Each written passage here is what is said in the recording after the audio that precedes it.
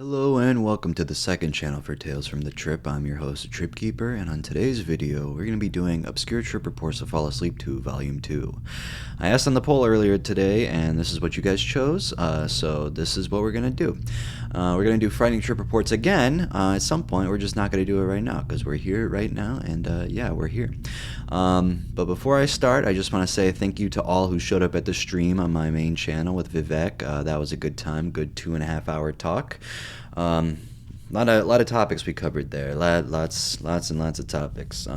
It was a lot of fun, and the people who came in and put their inputs in, it was nice you guys to show up there. It was really fun, and we want to hope to make it a regular thing. Every 2 weeks, maybe even once a week. You never know. But yeah, if you guys liked it, hey, just be sure to give that stream a like. Stream it on Spotify, Apple Podcasts, wherever you may want to do that. But yeah, it was a lot of fun. I'm glad we got to do that because we've been planning it for such a long time, and we finally did it. So I felt good. I felt like I accomplished something, and my fucking back was hurting like crazy after, dude, just sitting there the whole time. And during the stream, I got up to use the bathroom. But nobody knew what I was doing because I did it really quietly. I was like unplugging my charger and trying to be as quiet as possible, holding the mic without trying to like fucking make a huge sound with it like I usually do. So yeah, that was interesting. And I was peeing. Oh God, why is Discord notifications on? Seriously. I was peeing. I was peeing against the toilet. Like inside the toilet bowl, so it wouldn't make noise. I wouldn't even let it drip in the water. So yeah, it was a good time. But anyways, before I sidetrack even more, let's get into these stories. I have a couple stories here selected, a mix of ones that were featured on my Reddit community and ones that were on Arrowhead. I think I got one Arrowhead report, so yeah, just one. But like last time, we're gonna be doing we're gonna be like summarizing what the drug is, since most of you probably don't know what it is, and maybe I don't know what it is. Now, most of these I've heard of, but hey, there's a lot of stuff that we gotta learn about here. Now, the first story we're reading today is 4-MeO-DMT. Now, you guys probably know 5-MeO-DMT. I thought 4-MeO-DMT was a joke the first time I saw it, but it's actually real. So it's just funny to see that because you hear 5-MeO-DMT all the time. You're like, there's a 4? Yeah. All right. So 4-MeO-DMT is a tryptamine derivative which has some central activity in animal tests similar to that related of psychedelic tryptamine drugs, although with significantly lower potency than either 5-MeO-DMT or 4-hydroxy-DMT, psilocin. In the United States, 4-MeO-DMT is a Schedule I controlled substance as positional isomer to 5-MeO-DMT.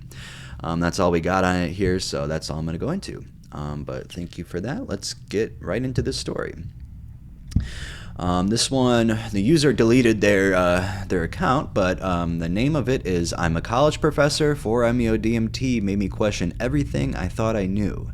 Now, this is actually a really good story because I was planning on reading this, but I figured the obscure drugs on my main channel, it doesn't get as many views as something like an inhalant or something, so it's just like, I don't know if I want to read it, work that hard to just like not get a lot, but maybe it would have, I don't know, but I was just trying to think of ways to title this, and honestly I forgot about it until I started looking up stories to read, and yeah, this one came up like, oh my god, I gotta read this.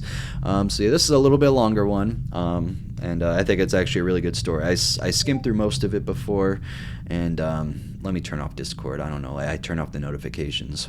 Alright, I'm back. Discord was actually a really good place to record. I think that's just perfect because me and Vivek, we do not like doing FaceTime or any shit like that, so it was perfect just to show our profile pictures while we're talking. It was a perfect place for it. And when we get other people on, like someone that's no one and Low-Key Fish or whoever, they can come on and we could just accept them into the channel. And whoever wants to come on, we'll probably end up doing something where people you can sign up, and whoever wins that week can be on the podcast. That's just my idea that I came up with. I haven't said it to anyone yet, but I feel like that might be a good idea if you guys, especially if you've already been featured on the channel. I think that would be perfect just to hear your side of the story, and yeah, it'd just be very interesting. So let me know if you guys are interested in that. But all right, let's get started with reading this because we're already 5 minutes in. Ever since my brother, Jake, was burdened with severe PTSD from his time in the military, I've developed an interest in studying psychedelics and their healing capabilities on the human mind. Seeing my brother suffer and being unable to help him had taken a toll on me, and I was determined to find a solution, or at least part of one, to my brother's ailments. Jake had been in the military for over a decade because he was medically discharged due to his PTSD. He had seen and experienced things that no human should ever witness. He had nightmares, panic attacks, and bouts of depression that never went away. Watching him struggle was one of the hardest things I had ever experienced. As I delved deeper into my research, I realized the immense potential of psychedelics in treating mental health disorders. Studies have shown that substances like psilocybin and LSD could profoundly affect people suffering from depression, anxiety, and PTSD. Despite the promising results, psychedelics remain a controversial subject. Many people still view them as dangerous drugs with no legitimate medical value, but I knew in my heart that there was more to them than meets the eye. That's the problem I have with people who just believe psychedelics are like, it's like, dude, there's fucking proof out there now. It's like, how much more do you want, you know? One day, while working on my research paper, I received a call from Jake. He sounded more agitated than usual, and I could tell he struggled. "I can't take it anymore, man," he said, his voice trembling. "The nightmares, the panic attacks, they just won't stop." My heart sank as I listened to him. I felt helpless, like I could do nothing to ease his pain. "Have you thought about trying psychedelics?" I asked tentatively. There was a pause on the other end of the line. "What do you mean?" Jake asked. I took a deep breath and explained the research I had been doing. I told him about the promising results and the potential of these substances to heal. At first, Jake was skeptical. He'd always been wary of drugs and their effects, especially after his experiences in the military. But as we talked more, he began to open up to the idea. "I'll try anything at this point," he said finally, "but you have to be there with me." I promised him I would be there every step of the way, and we planned to start experimenting with psychedelics together. A few weeks later, I bumped into an old acquaintance from high school. I had never known his name aside from his alias, RC. We struck up a conversation while shopping at a grocery store. After noticing that he was wearing a Grateful Dead t-shirt, a metaphorical light bulb flicked on above my head. On a whim, I asked him if he knew anything about psilocybin or LSD. To my disappointment, RC said he had neither. However, he did have something else. He offered me a vape cartridge full of what he called 4-MeO-DMT. I had heard of DMT, but had not heard this particular compound before. God knows whatever the hell RC actually sold me. It's funny how his name is RC, and that stands for Research Chemicals. Curiosity got to the best of me, and later that night I went to RC's house to purchase the cartridge. I pulled up to RC's residence a little after 10 p.m. His trailer was located on the banks of the Ohio River, and it looked like it had seen better days. As I stepped out of my car, I couldn't help but notice the smell of fish and stagnant water. I hesitated momentarily, wondering if I had made the right decision to come here, but my curiosity had gotten the best of me. RC greeted me at the door with a wide grin, inviting me inside. The trailer was a mess, to say the least. Half-eaten pizza, dirty dishes, and suspiciously crusty-looking socks littered the floor. I saw a family of cockroaches scurry across the filthy countertop, and I couldn't help but feel a little uneasy. I was out of place. Could you imagine tripping at this place? Oh my god, that would be an instant panic attack right there. As RC began to give me basic instructions on how to use the vape cartridge, I couldn't help but think that I should have declined his offer. But then I thought of Jake. I thought of my research. This might be the biggest tragedy of all. I reached into my pocket and proceeded to pull out $50. To tell you the truth, I've got no clue what the typical street value would be for something like it. But I wasn't in the bargaining mood. Roach-infested trailers force our hands in life sometimes. He flashed a big smile. "Hit it 3 times, no more, no less," RC said as he handed me the cartridge. "And make sure you're in a comfortable space. This stuff can be intense." I nodded, feeling a knot form in my stomach, but simultaneously I couldn't shake off the hope building inside me. This could be the breakthrough that my research has been leading up to. Maybe this was the key to unlocking the secrets of the human mind and helping my brother recover. As I left RC's trailer and got into my car, I couldn't help but feel a sense of urgency. I needed to know if it held answers I was searching for. I decided to try it alone first. Despite these doubts and fears, I knew I had to endure it, for the sake of my research and, more importantly, for the sake of my brother. I had to try the substance and see where it led me. I arrived home 30 or so minutes later, with my brother out of town for a few days. I couldn't experiment with him until he returned, but the excitement of trying the 4-MeO-DMT was too much to resist. I had to know what kind of effects it would have on me, or whether it had the potential to heal my brother's PTSD. I set up a comfortable space in my living room, lighting some candles and putting on some soothing music. My cat, Martin, runs over to me playfully and sits on my lap. Taking a deep breath, I loaded the vape cartridge with the 4-MeO-DMT and hit it 3 times, just as RC had instructed. Take a sip of water here really quickly. I recommend drinking water, guys. Always drink water. Very good for you. Alright. After trying vaping for the first time, I didn't feel much with the initial hit, which was to be expected. However, the second hit was much stronger and harsher on my taste buds, causing me to cough. Despite my hesitations, I decided to take a third hit, which burned my throat and made my eyes water. However, as I exhaled, I felt an incredible warmth rush through me, and the room around me transformed. The music became distorted and the candles cast eerie shadows as I felt weightless and as if I were floating in space. My perception of reality shifted as shapes and colors became incredibly vivid and alive. I feel my body is blending into the universe and I can't discern where I end and where the world begins. I'm surrounded by a flood of light and sound and I can sense the energy coursing through every part of me. The music that lulled me to peace now transforms into a jarring noise, but it doesn't bother me. In fact, it feels like it's part of my being, flowing through me like a river. My sight is incredibly vivid, almost overwhelming. The colors are more vibrant and the shapes are more defined than anything I have ever seen. It's as if I've been gifted with a new way of seeing, allowing me to perceive the world in a way that I never imagined. This moment is the most captivating and awe-inspiring experience of my entire existence. It's as if I've been granted access to a secret that only a select few are aware of, and I'm seeing things that most people will never witness. As I looked around the room, I recognized everything, but it felt like it belonged to someone else. Gradually, I started to lose my sense of self, and reality felt distant. I now understand that I was experiencing ego death. I felt a combination of excitement and fear, as if I was observing myself from a distance. The world around me appeared distorted and transformed in ways I couldn't imagine, and I felt weightless in a realm of limitless possibilities. As I gazed around the room, I was captivated by the surreal colors and shapes that surrounded me. It was like experiencing a visual symphony of impossible beauty that left me feeling alive and present in the moment. However, a sudden chill ran down my spine and I felt uneasy, as if someone or something was watching me. I tried to dismiss it as paranoia, but my eyes were drawn to a hairless entity in the corner. It had sharp features and a meek demeanor, but there was something about it that made my heart race. The entity sat with crossed legs, making a strange gesture with its hands, almost as if casting a spell. Its eyes locked onto mine, causing me to feel insignificant in its presence.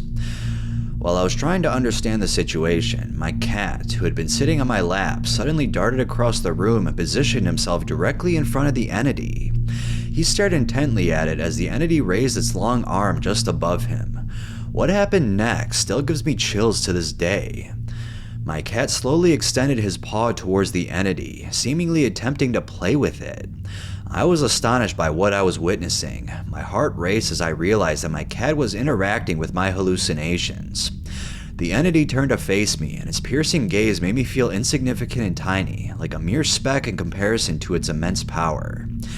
Before I go on, yeah, like cats, dogs, whatever, like they have these senses that no one else can see. So when they have like the zoomies, or they just fucking look around, look in a corner of the room, and they see something, you know, maybe that's a DMT entity. You know, you never know. It's just like, what are they seeing? You know, it's kind of creepy. I believe that this cat is actually seeing what he's seeing. Like I truly believe that, because you know, cats especially, dogs too, but like cats are just like really, their senses are very heightened, especially like, you know, just looking around. Like, of course, dogs sniffing senses are better. Well, I don't know, are they that better?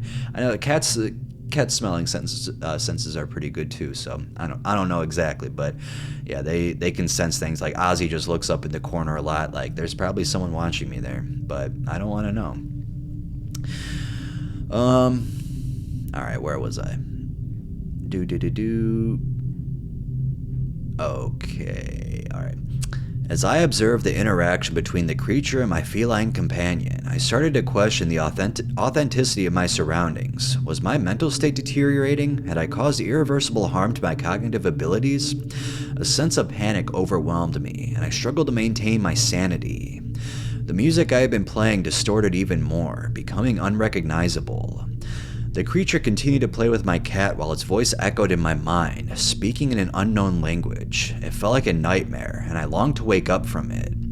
Despite my efforts, I couldn't shake the feeling that everything was real. The entity appeared to be scrutinizing me, analyzing every thought and emotion I had. My body shook uncontrollably as the drugs began to wear off. The entity disappeared first, followed by the other hallucinations one by one until I was left alone in my living room. I slowly came to my senses and realized that I was on the floor. Getting up felt daunting, and my limbs felt foreign to me, as if they weren't my own. I walked unsteadily to the refrigerator, feeling scared, confused, and amazed. After pouring a glass of water, I focused on my breathing and tried to organize my thoughts. Everything seemed different. It was as if the drugs had unlocked a hidden part of my brain and altered my perception of reality. Standing in the dimly lit living room, I felt overwhelmed by the weight of what I had just experienced. It didn't feel like a normal hallucination because it was too vivid and too real. My mind raced as I tried to comprehend what had just occurred. It felt too intense, too genuine. To escape the bright light, I switched off the overhead light and left only the flickering candles. Then, I turned to my cat, who was still pawing in the air in the corner. It was as if he was trying to reach something that wasn't there. Great story. I mean, that was probably one of my favorite stories I think I've ever read, for this channel at least. Yeah, that was crazy. What did you guys think about that? I think I chose the right first story for this video to get you guys hooked in. That was definitely something, guys. Like that's one of the main reasons why I want to do DMT, because I just feel like it will show us what's really out there. And I was talking with Vivek on the stream, like, you know, DMT, when you smoke it, your brain just lets go. You know, your brain lets go of it. But like when you're sober and stuff, or when you're not doing psychedelics, you know, your brain is not focusing on what is really out there. And these psychedelics, these drugs make you examine it more clearly because your brain is focusing on it. But when you're sober, you don't need to worry about it because you don't need to know. Like, you don't need to know what's happening around you. But that's just how I feel. I don't know if anyone else believes that, but that's just me. When you just get too introspective sometimes, you just have these thoughts that race through your head at all times. And yeah. But yeah, that was a wonderful story. I really liked that story. That was really good. It ended well, but I would like to know what happened to the brother, because that was something. Let's see if anyone commented about it. No. Okay.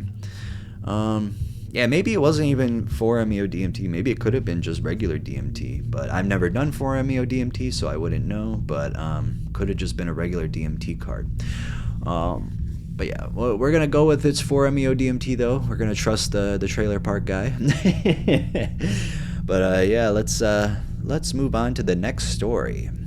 Now this next one is Allad, or is it Allad or Allad? Like, I don't know. I'm just gonna call it Allad because that's how I always been pronouncing it. So yeah, let's read this summary for Allad. Allad is a novel psychedelic substance of the lysergamide class. Now, I thought it was lysergamide, but I looked up the pronunciation. That's all I could find were lysergamide, so I'm going to go with that. Allad is chemically similar to LSD and has similar mechanism of action, working primarily by binding to serotonin receptors in the brain. Allad was first investigated in 1984 by Andrew J. Hoffman and David Nichols as part of a series of LSD analogs, which also included Ethlad and Prolad. Now, I think I've done Ethlad before. It was either Allad or Ethlad, but I've done one of them before, and it was definitely interesting. Its activity in humans was later documented by Alexander Shulgin in his book Tychol, Tryptamines I Have Known and Loved. Okay, that's what that stands for. All right, now we know. In which it is described as one of the several very potent compounds in a large series of nor-LSD analogs.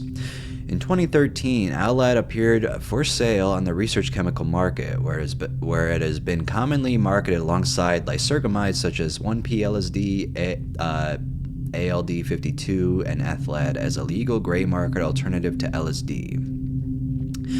User reports describe the effects of Alad as similar to those of LSD with some subtle differences. It is thought to either be equally or moderately less potent than LSD itself, with an active dose reported at between 75 and 150 micrograms. It is often described as being more visually oriented but with a less introspective headspace. It also has a moderately shorter duration and is generally considered to be a less anxiety-provoking and challenging version of LSD. Alright. Interesting. Now we know. Alright, let's go to the Arrowwood report. This is called Uh-Oh, I Licked the Scale. You're damn right, that's an uh-oh. Alright, Ozzy, please, can you just get out of here, please? Alright, what does this say? Alright, so this person, I think they might have labeled it as acid, but Arrowwood changed it to Alad, but that's what this says, so we'll see. During my high school days, I took a lot of different drugs, now 21 years old. I was used to taking 10 to 15 hits of LSD tabs. I was also involved in the RC scene for some time, and bought lots of different chemicals from several different clear net and dark net vendors. I had ordered 10 milligrams of crystalline Alad. Okay, well, they said it. I planned on weighing out half and then dissolving it in alcohol and dropping it on candy. At the time, I had a job at Bilo. It was early July. We were on summer break. I had a P.O. box downtown 7 miles from my house. I woke up that morning and got my buddy to ride bikes with me there and back to pick up the Alad. That day here in Charleston, South Carolina, the heat index was over 100 degrees Fahrenheit. Oh my god, that is fucking terrible. I hadn't eaten anything that morning, and had maybe drank a glass of water, and I was not planning on doing any of the Alad that day. Yeah, good idea not to. It just sounds like a terrible time to do it. Right as I got home, I went to work, making the room dark so that I could lay the acid. It was also very humid, 70% plus. It was taking very long to register on the scale, and it started to degrade and turn a brownish-black color at one end of the small pile. Right as it was going bad, it showed 5 milligrams. Without hesitation, I licked it off the scale, thinking that it was a good idea not to let it go to waste. I started freaking out because I have to work, and I immediately feel the G-forces and nausea associated with blasting off. So I grabbed my Arizona green tea and head outside to puke. I puked a little yellow in the bushes, and when I looked up, each tip of the blade of grass formed a grid-like pattern, and it was moving and rippling like waves. I head inside and tell my mom I think I was having a heat stroke. I was getting very hot because of heat exhaustion, dehydration, and overdose. After 15 minutes from licking the scale, I was seeing different light spectrums associated with natural gases in the air. It was like multicolored cloud vision, like looking through multiple lenses. I threw up some more, but this time, it was swirls and tracers. Oh boy. I began thinking I was going to die at this point, and I realized I was having a heat stroke, but I was so high that I would forget I was dying and trip out running around the house screaming and bouncing up and down in the mirror laughing. So my parents, God bless them, told me to put on a shirt and get my shoes so we can go to the ER. So I ran upstairs and grabbed my Arizona shoes and shirt, and I spilt my Arizona and poured colors all down the steps. Your Arizona shoes and shirt? You really must love Arizona. Or are you saying Arizona, comma, shoes, comma, and shirt? I don't know. There's no commas. I was hearing a riot outside. I could smell gunpowder, oil burning. I can hear fire trucks and ambulance sirens, and I thought we were going to mob in the street. As I walk out the door with my parents, there are 3 fire trucks and an ambulance or 2 in the front yard. Then there are small toy trucks and ambulances driving in circles around life-size ones. Standing in front of these trucks were humanoid beings, with blank white faces. They wanted me to come with them, but my brother showed up in a grand hallucination and told me to stay with my parents and everything was going to be alright. Everything looked like Looney Tunes as I got into the car and we took off. When we got to the intersection leaving the neighborhood, I could see myself in the car from across the road from on top of the gas station, and suddenly the gas station exploded. My flesh melted off, and I was back in the car. I was experiencing mass hysteria and kept experiencing different realities and timelines. Each time I came back to the... Okay, Ozzy's using litter box. I'll wait. Alright, where the hell was I? Sorry about that. Each time I came back to this world for a second, I would say exactly what my parents were thinking, and I was hearing things backwards. Everything in patterns, geometric. The colors were so bright, and the sky was like lightning with gaseous rainbows, and a green matrix would appear when I closed my eyes. I thought we were at the hospital when we were still going about 25 miles per hour, and I rolled out the car like a drunkard and into the grass median. I looked up and saw the Looney Tunes ambulance as my father pulled me in, and before the light turned, the faceless beings approached the car with the stretcher and knocked on the door. When we got to the hospital, I tried fighting some old people, and I told somebody to suck my sick. Suck my sick, along with other things, I am sure. They brought me in a room fast, hooked my IV up, and I thought I was having heart surgery.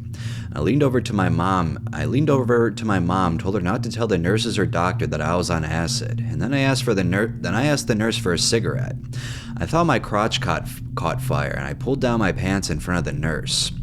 After receiving fluids, the ALAD started to really peak, and the delirium from the heat stroke was going away. I lay there staring at the wall while my wrists and ankles cramp up, and I tell my mother I am dying, that I was ready to die, and how happy and at peace I was.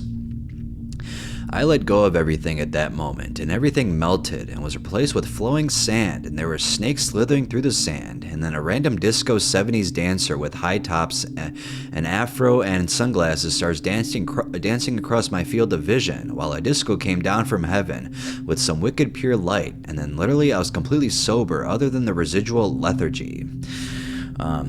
Way too long of a sentence, bro. Way too long.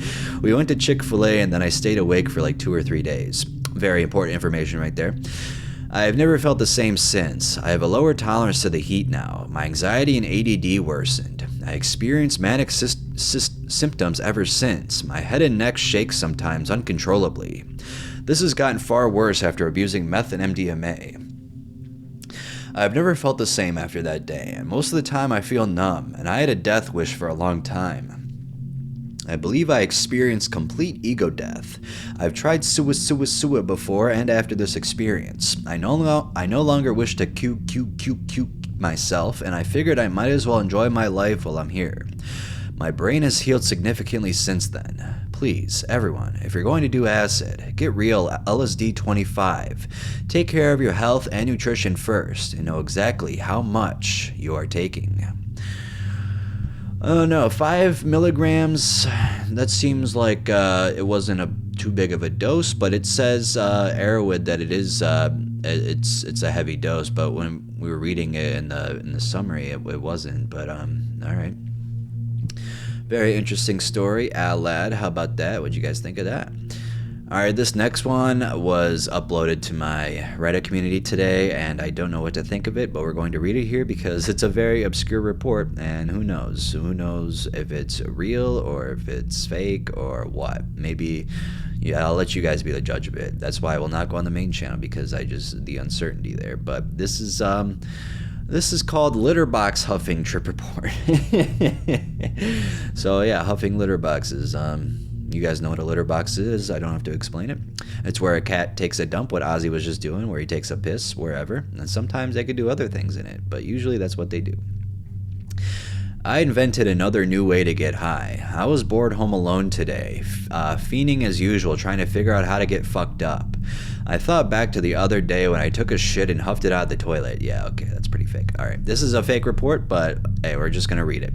That got me pretty high, but this time I knew I had to push this to the next level. Then my cat walked by and a genius idea hatched in my head. Cat litter has ammonia in it. Not to mention, it's been a few days since my mom cleaned his litter box, so I knew there was shit in there too. Without a second thought, I headed into the laundry room where the litter box was and waited. I knew the best high would be if there was a fresh turd in there too. After chilling on my phone for a couple hours, my cat walked in and did his business. After he left, I sprung into action. I shoved myself as deep in this litter box as I could go, and I managed to find the fresh turd in there. Face to face with the cat turd this time, I started taking huge deep huffs. The ammonia really burned bad and smelled worse than when I huffed my shit. As I started to pull myself out, the high hit me. Insane patterns in the walls and ceilings, tracers on things when I moved them, a great sense of euphoria. This feeling lasted around 30 minutes, and then I came down after that. Would definitely recommend. Now the question is, should I upvote it or downvote it? That's the real question. Yeah, I just did it. I don't care. Yeah, that was... you could have made it sound more realistic, but, you know, at least you uploaded something, right? But once you said you huff shit, like, you know, I was already pretty skeptical, but when you said you huff your own shit, it just totally ruined the whole, you know, reality of it. You could have just kept that part out, and because if you would have went with it, maybe you know, went in depth with it a little bit, it could have turned out maybe to be a very good realistic report. But no, that was just, yeah. All right, so this next one is Milk Thistle. If you guys don't know, Milk Thistle is native to Europe and was introduced into North America by early colonists. Milk Thistle is found throughout the eastern United States, California, South America, Africa, Australia, and Asia. The terms milk thistle and silymarin are often used interchangeably. Historically, people have used milk thistle for liver disorders and gallbladder problems. Milk thistle is promoted as a dietary supplement for hepatitis, cirrhosis, jaundice, diabetes, indigestion, and other conditions. We know little about whether milk thistle is effective in people, as only a few well-designed clinical studies have been conducted. Results from clinical trials of milk thistle for liver diseases have been conflicting or haven't been clinically meaningful. Some of the studies have been of poor quality too. Although some studies have shown positive results on milk thistle for people with chronic hepatitis C virus, HCV infection, their overall research does not show a benefit. A small number of studies have suggested that milk thistle extract might be beneficial for diabetes, but the conclusions about its effectiveness are not definite. It's not known whether milk thistle is helpful for other conditions. Alright, now that we got that out of the way, we got the milk thistle report. Dream trip report on OTC liver supplement called Milk Thistle. So this trip report will obviously be a little unconventional, mainly because 1, it's from an over-the-counter supplement and not a widely known one at that, and 2, it's not a hallucination trip in the literal sense, more like a dream. I don't know if this would count, but do keep in mind that I did ingest the milk thistle shortly before I went to sleep, so there's a strong chance it somehow influenced my dream somehow. I also woke up abruptly after the dream ended. To get you familiar, the milk thistle is a flower with its taxonomical name called the Silybum marianum. I'm sorry if I didn't pronounce that right. It's commonly used to help the liver due to its active ingredient with okay, we're just going to skip over that because I basically did that. I took around 1,000 milligrams. Oh wait, they wrote something else. Alright. I had a particularly disturbing dream, although I'm not sure that nightmare would be an accurate term to use here. I took around 1,000 milligrams of the extract in pill form, 30 minutes before I slept at around 11 p.m. I don't know exactly when the dream happened, but I did wake up at around 5 a.m. So I found myself in a school, which somehow resembled the same college found in the Kojes anime. Sorry if I mispronounced that.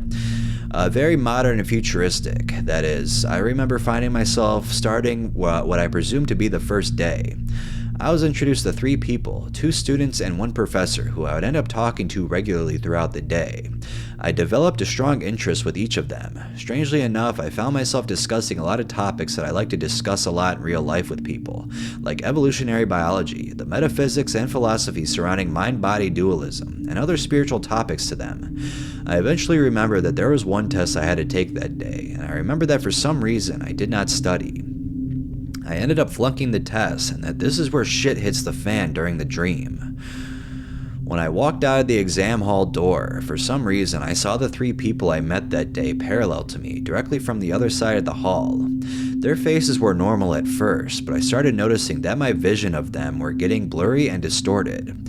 I then saw them morphing into what I could describe to be weird Mesoamerican-like figures, and I noticed that I was somehow not in the same hall I was in before.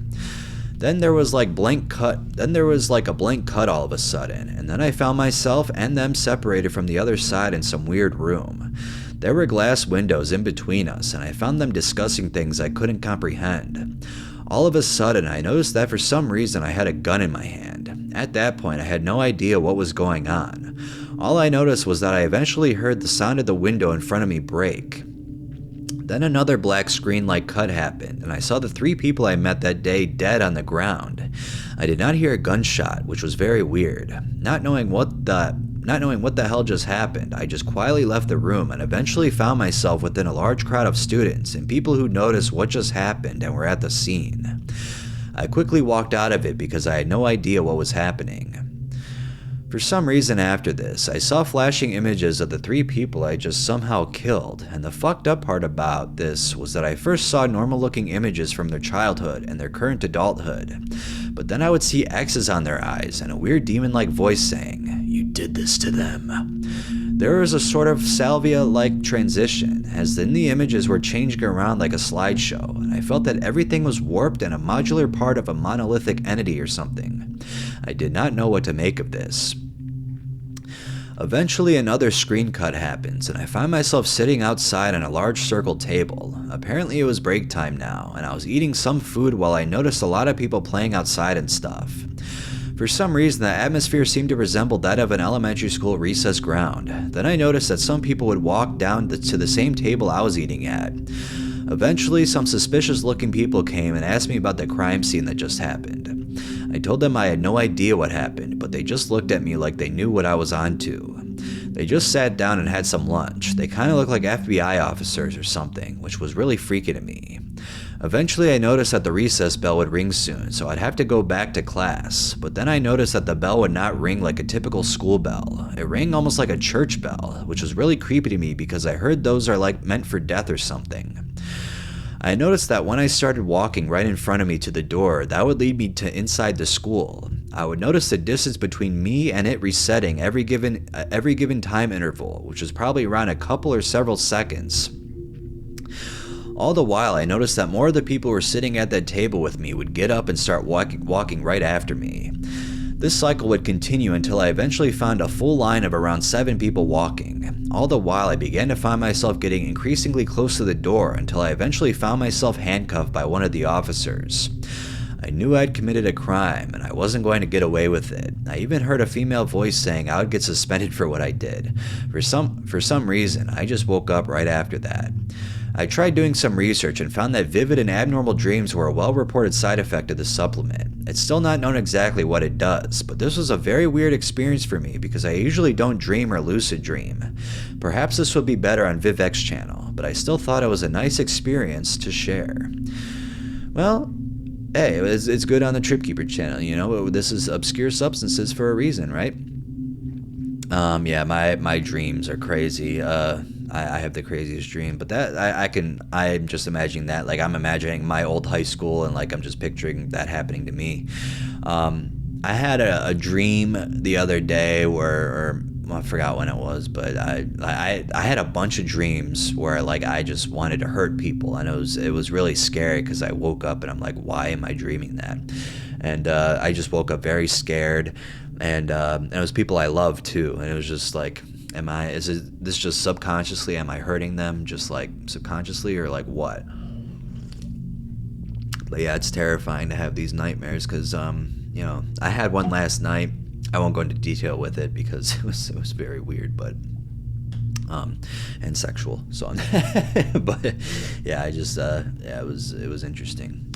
But dreams are very weird, and yeah, when my dreams are already vivid, so just mixing vivid with nightmares. But you know, if you have a good dream, it could be really fun. All right, we are on our last story. Did I upvote that? Yes, I did. This last one is 4-ACO DMT. Did I read this last time? Did we already do a 4-ACO one last time? Oh, well, we're going to read it again. 4-ACO DMT is a novel, lesser-known psychedelic substance of the tryptamine class. It is structurally related to psilocybin and psilocin, the active ingredient in psilocybin mushrooms, magic mushrooms. 4-ACO DMT is thought to produce its effects by binding to serotonin receptors in the brain. However, the precise mechanism is not known. 4-ACO DMT was first synthesized in 1963 by Albert Hofmann and Franz Troxler as a part of a chemical investigation into psilocin analogs. However, it was not tested for psychoactivity during this time. It is unknown when it was first explored in humans. A paper authored by David E. Nichols in 1999 proposed its potential use as an alternative to psilocybin for pharmacological research due to the lower cost of synthesis. Reports of recreational use began to surface shortly after its appearance on the online research chemical market in the 2010s. Subjective effects include geometric visual effects, time distortion, enhanced introspection, euphoria, and ego loss. 4-ACO-DMT's effects are considered to be nearly identical to psilocybin with some subtle differences. It has been theorized to act as a prodrug to psilocin in a manner similar to psilocybin, which may account for this similarity. 4-ACO-DMT's classical psychedelic effects and favorable tolerability profile has led it to become popular among novel psychoactive substance users who seek mystical or entheogenic experiences. It is occasionally sold in capsules or pressed pills and marketed as synthetic shrooms. Now, I think I actually have some of this stuff because at the head shop, I think that's what it was that was bought in there. It doesn't say what it was. If you look online, it doesn't say what's in it. But from what I saw on Reddit, I think that's what it is. And when you see DMT in the name, you think like, oh, it's similar to DMT, but no, yeah, this is similar to shrooms. So if you somehow get your hands on this and you think you're gonna have like a DMT type trip, do not think that. I mean, I'm sure maybe if you took a lot, you probably could reach that, but I don't recommend that either. But yeah. Very interesting substance. I've done a couple videos on it before, and like I said, I don't even know. I might have done a video. Might have done this last time. My Obscure Trip Reports, Volume 1. I really don't remember actually. God's dose: 120 milligrams of 4-ACO-DMT by accident. Oh boy, that's definitely a big dose right there. It has been a very long time since this night. I am 26 now. This was my 18th birthday. I felt the need to write this out because after finding out that 80 milligrams is a pretty scary dose, and what we did was apparently pretty large. Oh boy, shout out the haters. Burping. Yeah, you gonna get my burps for my compilation for April? Hell yeah, someone set that up.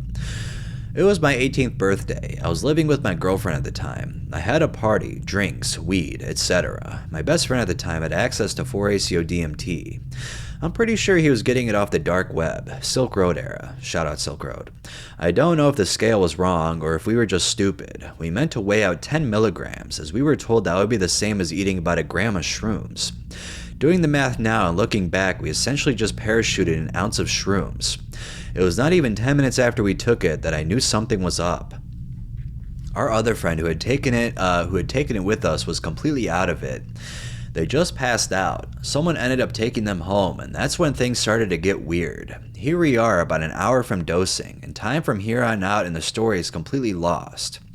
I know which order these things happened, but I could not tell you how far along in time we were. I went outside with my best friend to smoke a cigarette and try to remind myself that we took a drug and it's going to be fine. My backyard faced a forest at the time. Looking into the trees from my porch was a portal into another world.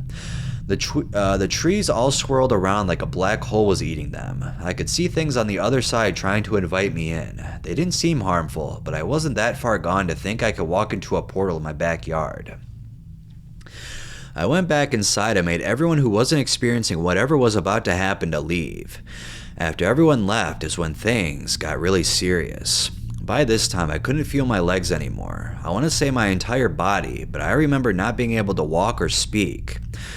I went to lay down in bed and remember trying to sleep it off. I was seeing things I cannot type out into words. I wish I could, as it would add to the only solace of beauty in this trip before things got terrible. I was wearing a beanie at the time, and I must have forgot because when I tried to open my eyes, the beanie was over them. I sobbed in my bed, begging someone to help, and that I was blind. I want to say that this is about halfway through the trip. It's hard to gauge time as there wasn't a come up, a peak, or a plateau. It was all at once for the entire 4 hours. The real horrific account I have of the trip was the second half of the trip. I was laying in bed crying, begging for a God that I don't believe in to forgive me for being a bad person, as I thought I was dying and going to hell. I was watching my grandmother's soul be born, then my mother's, then mine, then watching all of us die and the cycle would repeat itself. I was in this pure hell and oblivion for what felt like eternity. In reality, this went on for probably about an hour and a half. The really weird part of the trip was how it ended. From being in hell, it just ended all at once. I was at the bottom of hell. I blinked and I was completely sober. As I blinked and stood up, my best friend did the same from my bathroom floor.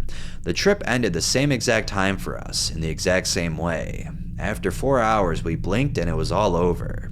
I don't know what my friend went through. All I know is that he spent the 4 hours crying on my bathroom floor, praying to God that he wasn't dead.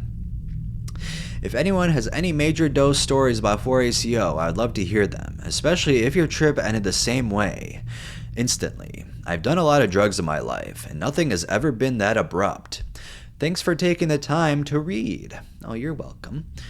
Yeah, very good story to end the video. I think that was very interesting. 4ACO DMT is just it's a very, very interesting substance. Someone commented saying, OMG, what the F? I just came down from really potent 3 grams of shrooms and I had the same exact experience as you.